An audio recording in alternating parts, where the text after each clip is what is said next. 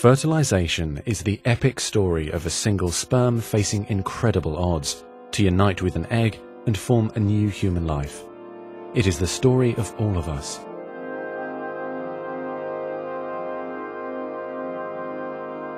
During sexual intercourse, about 300 million sperm enter the vagina. Soon afterward, millions of them will either flow out of the vagina or die in its acidic environment.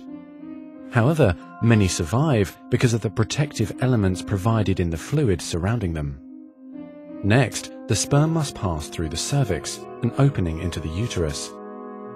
Usually, it remains tightly closed, but here the cervix is open for a few days while the woman ovulates.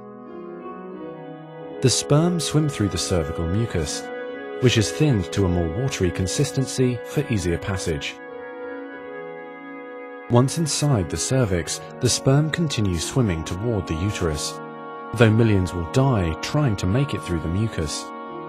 Some sperm remain behind, caught in the folds of the cervix, but they may later continue the journey as a backup to the first group.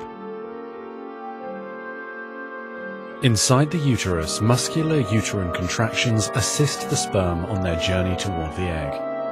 However, resident cells from the woman's immune system, mistaking the sperm for foreign invaders, destroy thousands more.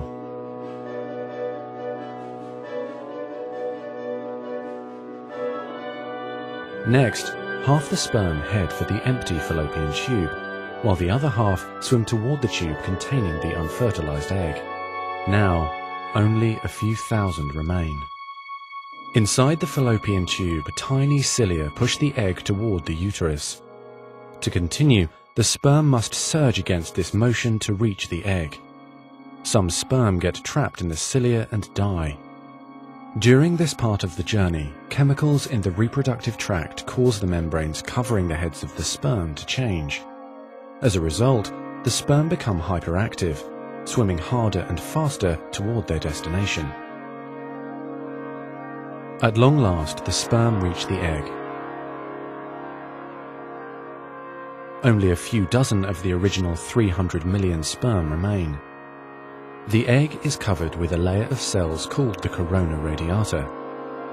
The sperm must push through this layer to reach the outer layer of the egg, the zona pellucida. When sperm reach the zona pellucida, they attach to specialized sperm receptors on the surface, which triggers their acrosomes to release digestive enzymes, enabling the sperm to burrow into the layer. Inside the zona pellucida is a narrow, fluid-filled space just outside the egg cell membrane. The first sperm to make contact will fertilize the egg. After a perilous journey and against incredible odds, a single sperm attaches to the egg cell membrane. Within a few minutes, their outer membranes fuse and the egg pulls the sperm inside. This event causes changes in the egg membrane that prevent other sperm from attaching to it. Next, the egg releases chemicals that push other sperm away from the egg and create an impenetrable fertilization membrane. As the reaction spreads outward, the zona pellucida hardens, trapping any sperm unlucky enough to be caught inside. Outside the egg, sperm are no longer able to attach to the zona pellucida. Meanwhile, inside the egg, the tightly packed male genetic material spreads out. A new membrane forms around the genetic material, creating the male pronucleus. Inside, the genetic material reforms into 23 chromosomes. The female genetic material, awakened by the fusion of the sperm with the egg, finishes dividing, resulting in the female pronucleus, which also contains 23 chromosomes. As the male and female pronuclei form, spiderweb-like threads, called microtubules, pull them toward each other.